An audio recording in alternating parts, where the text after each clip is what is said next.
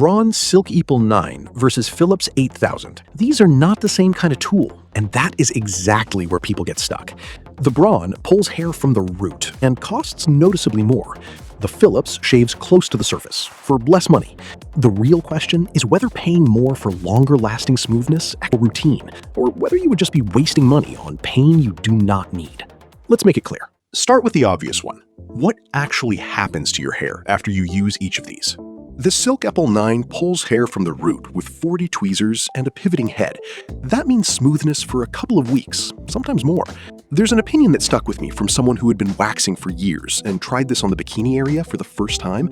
They said it pulled hairs that looked like they barely existed and lasted way longer than expected. That tells me more than the spec sheet.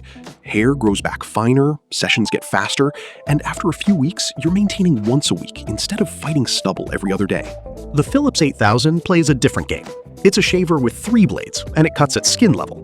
Closer than expected, especially in the bikini area, according to the most consistent reviews, but you're back to stubble in a day or two. That's the trade. If your goal is smooth for 2 weeks, the Philips is out. If your goal is quick, painless, in and out of the shower, the Braun is overkill.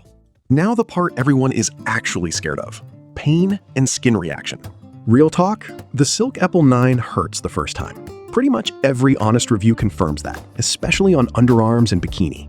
The good news is the wet and dry design genuinely helps. Warm water in the shower takes the edge off, and by the 3rd or 4th session, most people say it's tolerable. The catch is ingrown hairs if you don't exfoliate. That's not a defect, that's epilation. If you're not willing to exfoliate weekly, you'll regret this purchase. The Philips is the comfort pick, plain and simple. People with sensitive skin, people who get razor burn from blades, pregnant users who can't wax anymore, this is where the 8000 lives. There's a review from someone who had tried waxing, creams, and every razor on the market and called this the first thing that didn't make her skin react. The flexible head and 3-blade system actually do reduce irritation. You can still get the occasional bump on the bikini line, but it's nothing compared to what an epilator demands from you. On to how they handle real bodies, not marketing photos.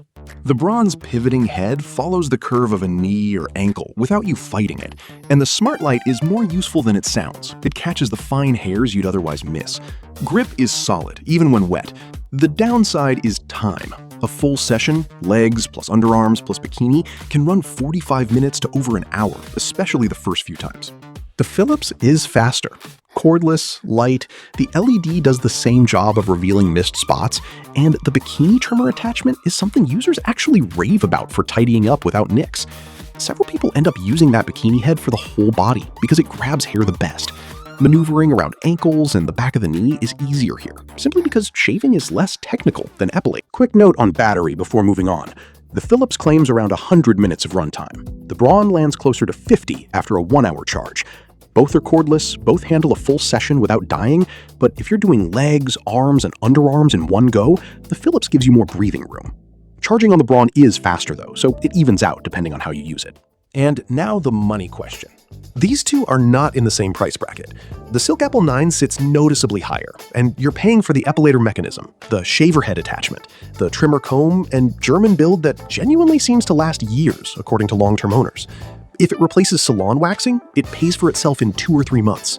The Philips comes in much lower, gets discounted more often, and gives you a premium lady shaver with the bikini accessories included. No epilation, but no learning curve either. They're answering different questions, and the price reflects exactly that. Here's the call. There's no single winner here, and I won't pretend otherwise. These tools answer different questions, so your routine decides.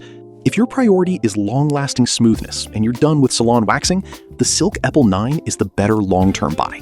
It pays for itself fast if you stick with it. If you have sensitive skin, get razor burn easy, or just want quick in-the-shower grooming with 0 learning curve, the Philips 8000 is the smarter pick. No fluff. The comfort difference is real. The Philips tends to show up in sales more often, worth keeping an eye on. And you, which one would you pick? Let me know in the comments. Both linked below with the current price.